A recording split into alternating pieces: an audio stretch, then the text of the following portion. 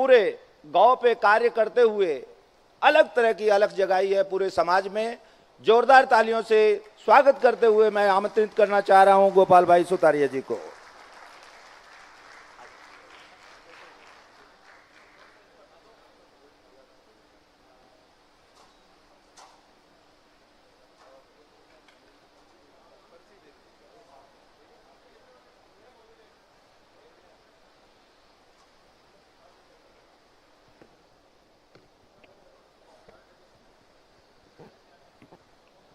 मंचस्थ माननीय अप्पा साहेब जी कि आपने बहुत किसानों और सबका ध्यान रखा है, गौ के प्रति खूब प्रेम है। मंचस्थ महानुभाव और उपस्थित सभी गौ भक्तों को मेरा हृदयपूर्वक बहुत बहुत अभिनंदन कि इस गौ महाकुंभ को भरत भाई और आप सभी ने मिलकर बहुत सफल बनाया। तो इसी प्रकार गौ वालों को मिलना चाहिए, एक दूसरे के साथ मिलकर आगे बढ़ना चाहिए। तो सभी को हृदयपूर्वक बहुत बहुत अभिनंदन और धन्यवाद। अपना अपना बहुत कीमती समय निकाल के देश भर से सब लोग आए हैं, तो हृदयपूर्वक आपकी सेवा को वंदन। विपरीत परिस्थिति में भी गौ माता का कार्य नहीं छोड़ रहे, खेती का गौ आधारित कार्य कर रहे, गाय आधारित औषधि निर्माण कर रहे, तो इसलिए आप सभी को बहुत बहुत वंदन है। भविष्य में आप सबको ही दिशा चिंतन वगैरह आगे बढ़ाना है। तो गौ की जब बात होती है तो हमने वहां पे लगभग गौ आधारित 5 प्रकल्प चलते हैं। गौ आधारित कृषि के हमारे प्रयोग है, गाय आधारित हम गुरुकुल चलाते हैं वहां पे, गौ आधारित औषधि निर्माण की फार्मेसी बनाई है, बड़ा सुंदर परिणाम है। गौ आधारित गुरुकुल है कि बच्चों को गौ आधारित गौ माता को केंद्र में रखते हुए सही भारत किया था, वो जब समझ में आता है तो उस बच्चे को कभी भी दिक्कत नहीं आती जीवन जीने में। तो उसी प्रकार का सही डेवलपमेंट, सर्वांगी विकास बच्चों का और हमारा कैसे होए, उसका प्रकार का प्रयोग होता है। तो मैं संवर्धन में भी थोड़ा प्रयत्न कर रहा हूं, थोड़ा बहुत कुछ सीखा उसका मैं संक्षिप्त में बताने का प्रयत्न कर रहा हूं। गौ आधारित कृषि के विषय देखिए, गाय माता का सही घर जो है किसान का घर है, और उसके घर पे वो स्वाभिमान से कैसे टिके, उस पे हमने जो प्रयोग किए उसके कुछ मैं सैंपल बताना चाहूंगा। भगत सिंह अगर हो सके तो पीपीटी एक बार दिखाइए।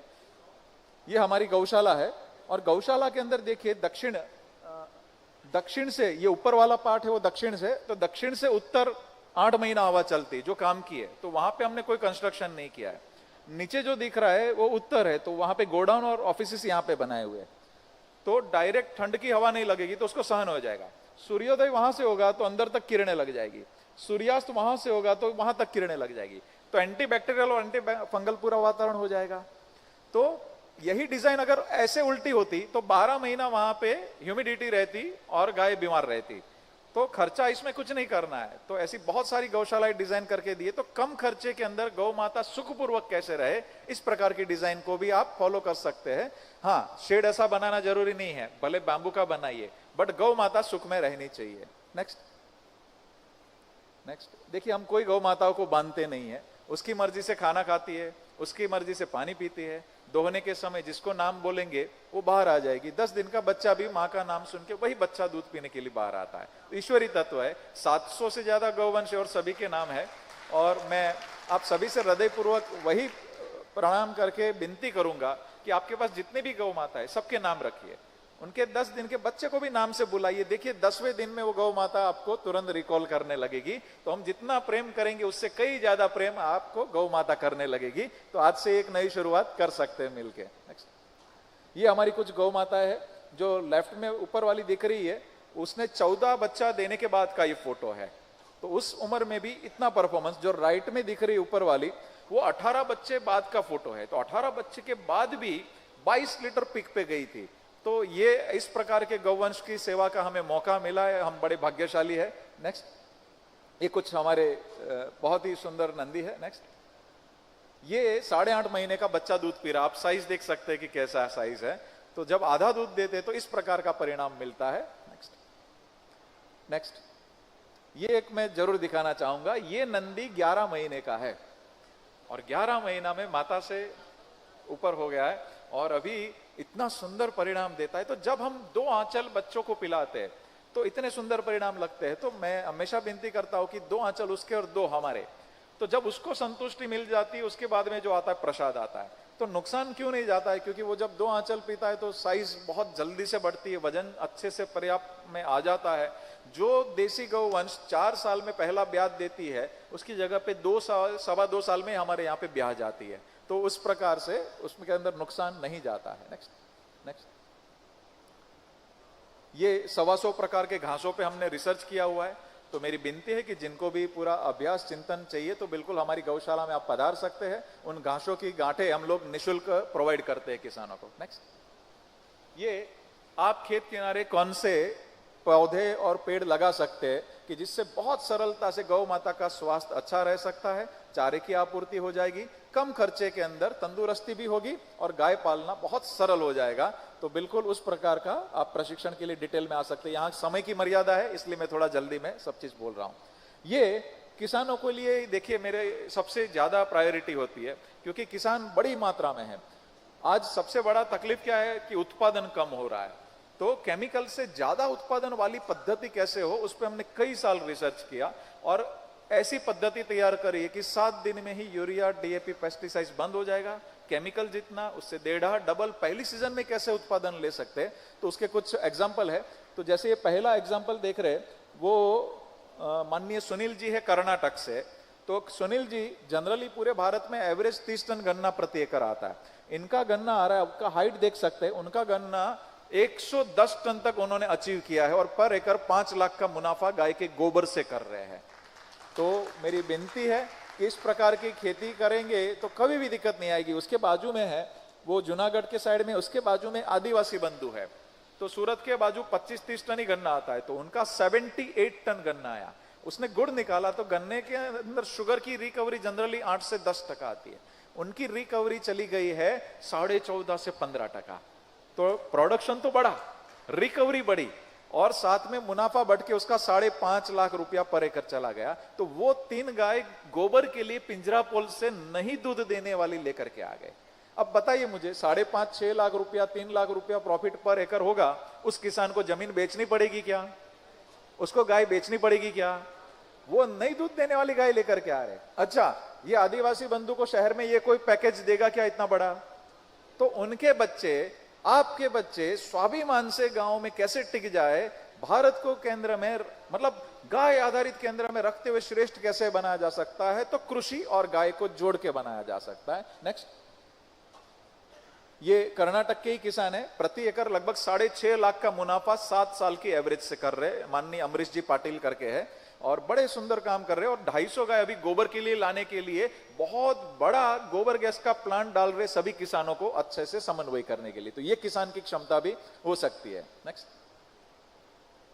ये जो आम, ये रत्नागिरी के बाजू का फोटो है। जनरली आम जो हाफूस है उसकी टेंडेंसी ऐसी होती है कि 1 साल आता है 1 साल नहीं आता है।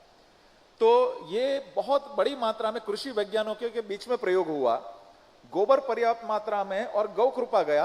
इनका 30 साल पुराना आम के बागान में दूसरे साल भी आम आ गया। ये पहली बार घटना बनी है 30 साल में और इनका मुनाफा प्रति एकड़ 12 लाख तक चला गया है। अब ये किसान दिल से गाय को संभाल के रख रहा है। तो मेरी यही विनती है कि इस प्रकार से हर एक किसान, हर एक गाय वालों के वहां पे एक अच्छा कृषि का मॉडल होना चाहिए जिससे हजारों लोग प्रेरणा ले। तो मेरे मतलब से यहाँ पे जो भी है सबके वहां पे एक अच्छा मॉडल बने और हम लोग एक दूसरे को मिलके आगे बढ़ के चलेंगे। नेक्स्ट, ये माननीय निवृत्ति पाटिल जी है। देखिए हम कंट्रोल ट्रायल करते हैं, हम बोलते हैं कि आपके पास 10-50 एकड़ जमीन है, पहले आधे या पाव एकड़ में प्रयोग करो। तो ये वैज्ञानिक मित्र ने किसान के वहां प्रयोग करा, तो जिसमें केमिकल था वहां पे 877 ग्राम है एक पौधे में हल्दी, और लेफ्ट में आप देखेंगे तो 1 किलो 900 ग्राम है। हल्दी के अंदर curcumin main anti cancerous compound होता है। तो राइट में 3.5 आया केमिकल में और इसमें 5.5 प्लस आया। तो उत्पादन भी बढ़ा, गुणवत्ता भी बढ़ी और आज उस किसान के वहां पे हजारों किसान प्रेरणा लेके कार्य कर रहे। नेक्स्ट करिए। नेक्स्ट, ये माननीय शिव प्रसाद जी अच्छे से कार्य कर रहे हैं।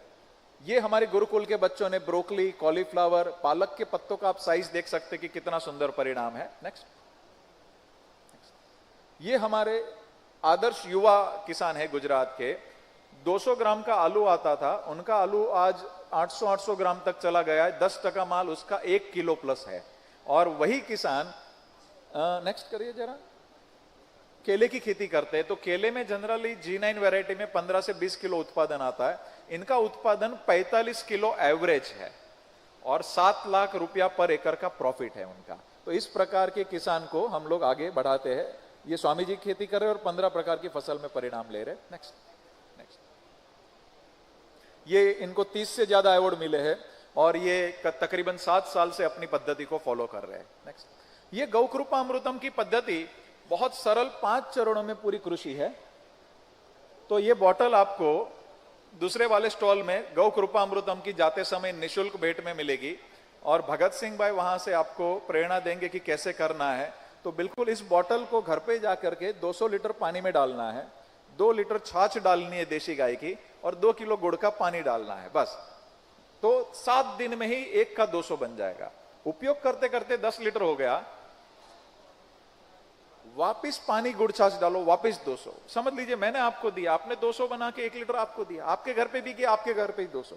तो मैं ये संक्षिप्त में बता रहा हूं, लेकिन इसका डिटेल हमारा वीडियो आप देखिएगा, हमारी पत्रिका में है कि ये खराब नहीं होता है, आपकी अनुकूलता से उपयोग कर सकते हो। एक बार आने के बाद आपको हमारे पास दूसरी बार आने की जरूरत नहीं है। इसी से ही 7 दिन में यूरिया पेस्टिसाइड सब बंद हो जाएगा। ये पहला चरण है। ये दूसरा चरण है कि गोबर को सही मात्रा में प्रॉपर कंपोस्ट कैसे किया जा सकता है।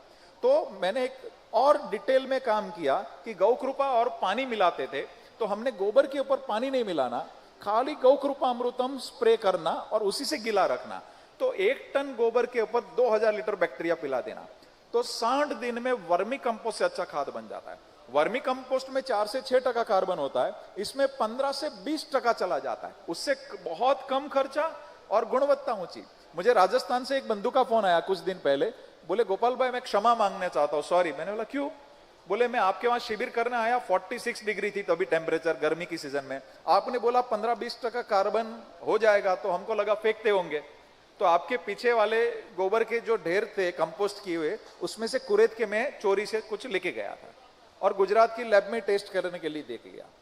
आप बोल रहे थे 15 से 20% कार्बन आएगा, इसमें 32% निकला। तो वो बंधु बोले आज के बाद मैं यही करूंगा। तो दुनिया में कोई भी ऐसी चीज नहीं जो 32% तक उसको अचीव कर लेगी। तो बहुत सरलता से 32% वाला कार्बन एक जगह पे नहीं, 2 जगह पे नहीं, बहुत जगह पे हो चुका है। तो आप जिनके भी घर पे गौ माता है उनको ये गौ कृपा अमृतम, भले आपके पास खेती ना हो लेकिन इससे कंपोस्ट करेंगे। आज हमारा गोबर कंपोस्ट में एडवांस में बुक होता है 8-8 रुपए किलो। तो आप गौशाला से बहुत ही अच्छे गुणवत्ता का कंपोस्ट भी तो बना सकते हैं, किसानों को जोड़ सकते हैं, शहर वालों को जोड़ सकते हैं। तो बिल्कुल इस प्रकार का कंपोस्ट खाली कार्बन नहीं बढ़ाए, कॉपर, मैंगनीज, जिंक, सल्फर सब चीज बदल चुका है। तो इस प्रकार का गोबर जब खेत में जाएगा और गौ कृपा अमृतम जाएगा तो परिणाम अतुलनीय चला जाता है। तो दूसरा चरण यहां समाप्त होता है। देखिए देशी गाय का गोबर ही इंपॉर्टेंट है, विदेशी गाय का गोबर अलग है, उसकी छाछ अलग है, भैंस का अलग है, बकरी का अलग है। देशी गाय का गोबर का एनालिसिस करा तो 5100 कंपाउंड गौमूत्र में निकले और 1200 कंपाउंड गोबर में निकले, जो विश्व में किसी के मल मूत्र में नहीं है, सिर्फ और सिर्फ देशी गौ माता के उसमें ही है। तो उसी का ही गोबर खेत में उपयोग करना, दूसरे का नहीं करना। Next next. गौ कृपा अमृतम पानी के साथ बहाना है तो कितना 2000 लीटर हर महीने जाना चाहिए, तो हर पानी के साथ उसको बांट देना। नेक्स्ट। यही गौ कृपा अमृतम स्प्रे करना है। देखिए सबसे बड़ा खर्चा क्या है, तो पेस्टिसाइड्स का। तो 3 लीटर गौ कृपा अमृतम, 3 लीटर छाछ, 9 लीटर पानी, उसको स्प्रे कर दो। इसके अंदर 14 जीवाणु ऐसे जो अपने शरीर में से ऐसे एंजाइम्स छोड़ते हैं कि नई काम की कीटक फंगस दूर भाग जाएंगे। तो आपको 30,000 रुपए लीटर दवाई से जो काम नहीं मिलता है, 30 पैसे लीटर आपके घर पे बनेगा गौ माता के आशीर्वाद से। तो बहुत ही सरलता से इसको आप फॉलो कर सकते हैं। अभी मैं बोलता हूं नेक्स्ट कि ये यूरिया बंद हो जाएगा। तो कैसे बंद हो जाएगा भाई? 7 दिन में, भले 30 साल से डाला है। तो ये जो जीवाणु आपके घर पे पंचगव्य में से हमने निकाले हैं, गोबर, गौमूत्र, दूध, दही की और 21 औषधियों में से उसके अच्छे जीवाणु को आइसोलेट करके हमने गौ कृपा अमृतम दिया है नाम, गौ माता की कृपा है करके। मेटाजीनोमिक्स की चेन ऑफ सीरीज करी है, वैज्ञानिकों की श्रृंखला इस पे काम पे लग चुकी थी, तब ये परिणाम मिला है। तो ये गौ कृपा अमृतम के अंदर ये 24 बैक्टीरिया वो है जो खेत में आपने गोबर डाला उसका उपयोग करके डायरेक्ट हवा में से नाइट्रोजन फिक्स कर देगा और 7 दिन में बंद कर देगा यूरिया। भले 30 साल से आपने यूरिया डाला है, तो आप करके देखना, आपको तुरंत पता चलेगा। ये फास्फोरस उपलब्ध करने वाले 8 बैक्टीरिया है, तो डीएपी डालने की जरूरत नहीं है, बहुत ही सरलता से आपका फास्फोरस का उपलब्धि का काम कर देगा। ये पोटाश उपलब्ध करने वाला काम करता है और इसी प्रकार ये सल्फर उपलब्ध करने वाला काम करता है, तो ये भी बाहर से खरीदने की जरूरत नहीं है। ये रोग नियंत्रण करता है। मार्केट में सुडोमोनास मिलता है, इसके अंदर सुडोमोनास, सुडोअल्टोमोनास, एंटेरोबैक्टर, एंटेरोकोकस करके इस प्रकार के कई प्रकार के कॉम्बिनेशन है। नेक्स्ट, ये मिट्टी को सुधारने का, कंपोस्ट करने का काम करने। तो पराली जलाना नहीं किसान मित्रों, पराली को जला के बिना ही आपने पलटी लगा दिया, ये बैक्टीरिया छोड़ दिया, नया बिजाई कर दिया, उसका खाद बना देगा। तो मेरी विनती है कभी भी खेत में आग नहीं लगाना, बहुत ही आफत को अवसर में बदल देता है ये गौ कृपा अमृतम। नेक्स्ट, ये मिट्टी के कचरे को सुधारता है, ये कंपोस्ट करके पौधे के अंदर से ग्रोथ प्रमोटिंग का जो कार्य होता है वो सरलता से बना देता है। नेक्स्ट, इसके अंदर 3 जीवाणु ऐसे जो हमने केमिकल डाला है, उसके जो हैवी मेटल्स खेत में बन चुके हैं उसको विघटन करता, लेलिट और क्लीवेरा करके है। इस प्रकार छोटा छोटा प्रयोग करते। देखिए राइट में हमने कंपोस्ट करके गोबर डाला है, गौ कृपा डाला है नीचे और ऊपर, और यहाँ पे गोबर सेम डाला है लेकिन बैक्टीरिया नहीं डाला है, तो फर्क दिखेगा। तो मेरी विनती है छोटा छोटा प्रयोग आपके खेत में करिए, तुरंत परिणाम आपको मिलना शुरू हो जाएगा। ये केचुए ऊपर से लेके 20 फुट जाने वाली वैरायटी से अंदर पैदा होती है। मिट्टी खाने वाले केचुआ भी पैदा होता है। तो एक ही साल में 1000 केचुए को अच्छा वातावरण मिला तो 8.25 लाख बन जाते हैं। तो हमारा 22 राज्यों में अनुभव रहा है कि ऊपर नीचे एक ही साल में आपका खेत पूरा पोरस बना देगा, जल स्तर अपने आप ऊपर आएगा, मिट्टी भी समृद्ध होगी, पानी भी बचेगा, खेत भी बचेगा और केचुए भी बचेंगे। नेक्स्ट, ये मधुमक्खियां बढ़ जाती है तो पोलिनेशन का काम अच्छा होगा। तो पूरी प्रकृति एक्टिव हो जाती है जब गौ माता के संग आप जुड़ते हैं। चिड़िया आती है, केचुए आते हैं, माइक्रोब्स बढ़ जाते हैं, तो पूरी प्रकृति को एक्टिव करने का गाय माता काम करती है। इसीलिए गावो विश्वस्य मात्र कहा है, इसीलिए गौ में बसते लक्ष्मी बोला है। तो शायद ये मित्र जीवाणु है, उसके फोटो थोड़े स्पीड में करेंगे, शायद 3 मिनट बाकी है अभी, ठीक है। ये देखिए बैल से खेती, मेरा एक सबसे विनती है, महंगा ट्रैक्टर खरीदना है, महंगा डीजल इंपोर्ट करना है, डीजल ट्रैक्टर खा करके धुआं निकालेगा, बैल घास खा के गोबर निकालेगा। सब्सिडी किसके ऊपर होना चाहिए था? बैल के ऊपर होना चाहिए कि नहीं? तो मेरी विनती है कि जो बैल बेचारा गोबर देता था, देश का डीजल बचाता था, पैसा उसका पॉल्यूशन में वो अपने को सपोर्ट करता था, उसको छोड़ के ट्रैक्टर पे सब्सिडी देते हैं। तो ये मैं विनती करूंगा कि राजस्थान सरकार ने बहुत अच्छा निर्णय लिया है कि जो बैल की जोड़ी रखेगा उसको 30,000 रुपया हर साल मिल जाएगा। ऐसा निर्णय पूरे भारत में सब जगह पे होना चाहिए। बैल का अधिकार है। एक ट्रैक्टर के ऊपर सब्सिडी के डिसीजन ने पूरे भारत के 99% बैल को मार दिया। मेरी विनती है कभी भी अच्छी पॉलिसी गाय आधारित ही बननी चाहिए। नेक्स्ट, अभी थोड़ा स्पीड ले लीजिए। ये देखिए, ये एग्रीकल्चर का स्टूडेंट है, राइट में उन्हें केमिकल डाला है नीचे, तो 20 फ्रूट बैठे इनिशियल स्टेज में। यहां पे गौ कृपा अमृतम डाला है लेफ्ट में। नेक्स्ट कीजिए भगत सिंह भाई, नेक्स्ट। हाँ, यहां पे गौ कृपा डाला है 35, ऊपर गौ कृपा और गोबर डाला है तो 90 जिंडवा बैठा है। तो ये जो कॉम्बिनेशन है, तो आपके खेत में आप छोटा छोटा प्रयोग ऐसे कर सकते हैं, तो आपका पौधा आपके संग बात करेगा, तो बहुत सरलता से आपका कार्य हो जाएगा। नेक्स्ट, अभी ये कुछ, ये देखिए लेफ्ट में कपास में डाला है, राइट में नहीं डाला है, तो दोनों का फर्क आप देख सकते हैं। इसी प्रकार आप हर पौधों के अंदर आपका खुद के प्रयोग देख सकते हैं। मेरे ख्याल से समय की मर्यादा है, तो भगत सिंह भाई लास्ट पे आप आ जाइए, कोई दिक्कत नहीं। ये देखिए एक जरूरी है, ये प्रशांत जी है संगमनेर से, बोलते थे गोपाल भाई मैं भी गिर रखूंगा आपके जैसे। मैंने बोला वहां की नस्ल करना है। बोले हमारी छोटी है, दूध कम देती है। मैंने बोला गोबर को मेन प्रोडक्ट बनाइए और उस गाय का दूध बढ़ा देंगे। सज्जन व्यक्ति है, उन्होंने प्रयोग किया, एक ही साल में 1.5 लीटर वाली सारी डांगी 4 लीटर पे चली गई। हमारी पद्धति से रखा तो खाना कितना खाया? गिर के सामने 30%। एक गिर में 3 पल गई और डांगी गिर से भी ज्यादा प्रॉफिटेबल हो गई। उसको आंचल के रोग नहीं है, मस्टेटाइज नहीं है, प्रोलेप्स नहीं है। और दूसरा, उन्होंने गोबर को मेन प्रोडक्ट बनाया। दुनिया की 2 सबसे जटिल फसल है अंगूर और अनार, वो दोनों उन्होंने गौ कृपा अमृतम से किया है और आज 174 गौ माता की सेवा उनके घर पे हो रही है।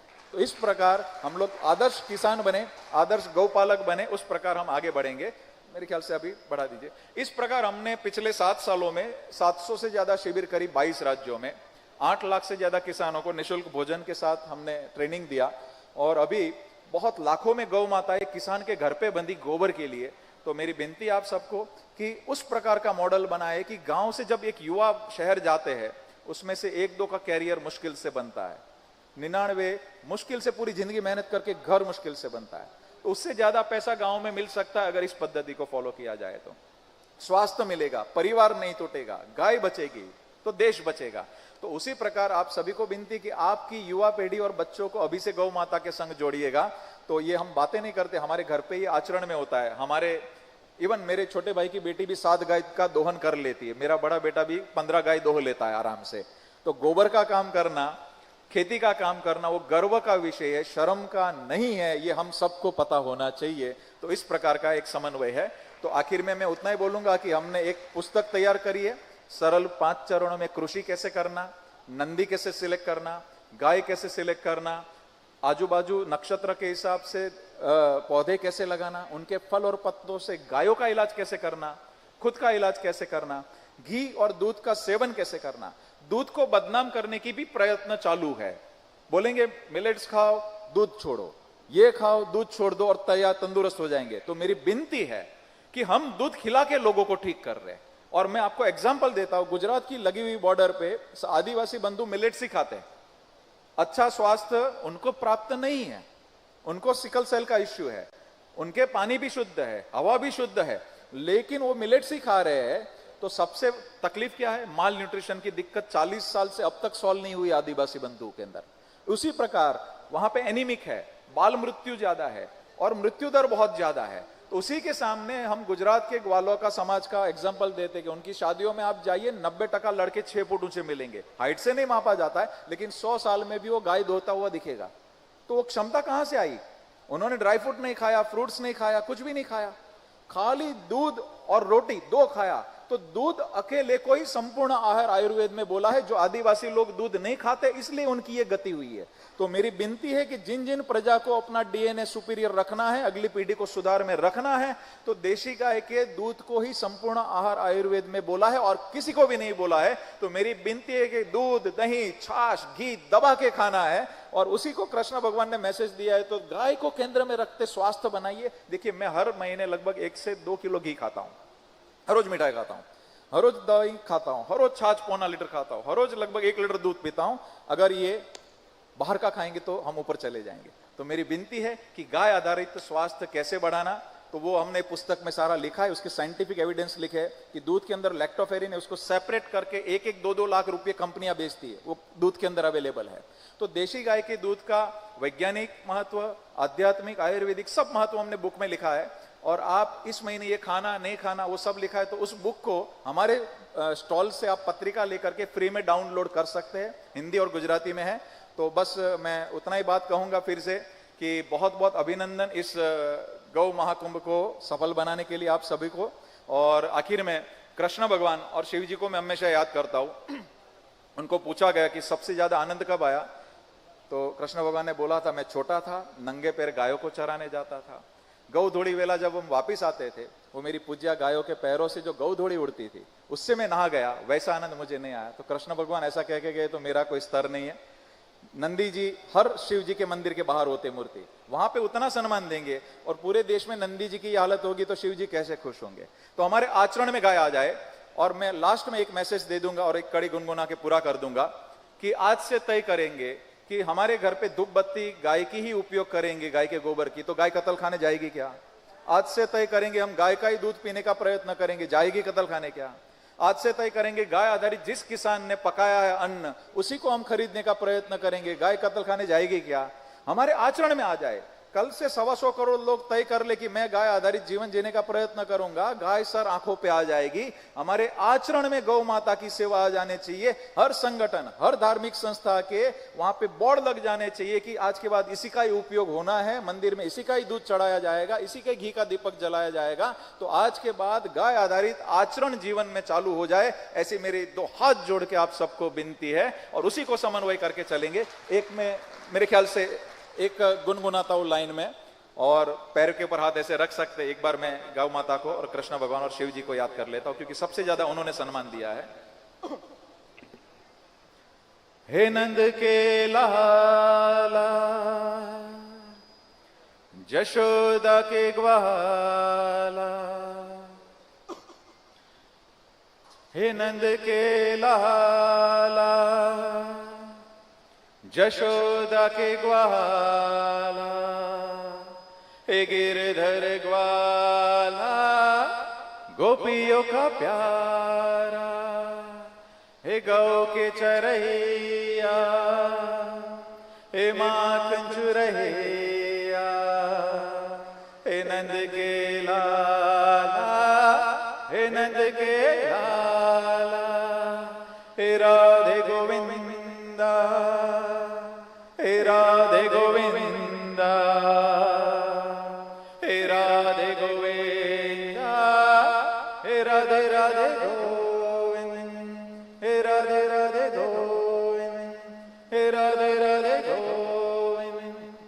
जय शिव शंभो, जय शिव शंभो, जय शिव शंभो, शिव शिव शंभो, शिव शिव शंभो, शिव शिव शंभो।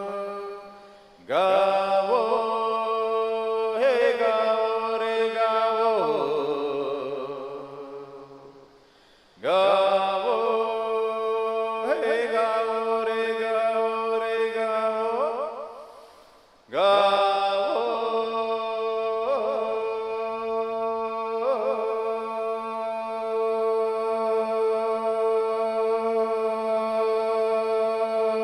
विश्वस्य मातरः, गावो विश्वस्य मातरः, गावो विश्वस्य मातरः। 3 बार वंदे बोलूंगा, जोर से मातरम बोलेंगे।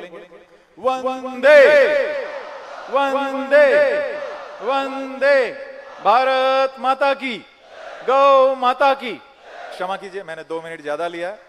आपको बहुत बहुत धन्यवाद। वंदे मातरम, वंदे गौ मातरम।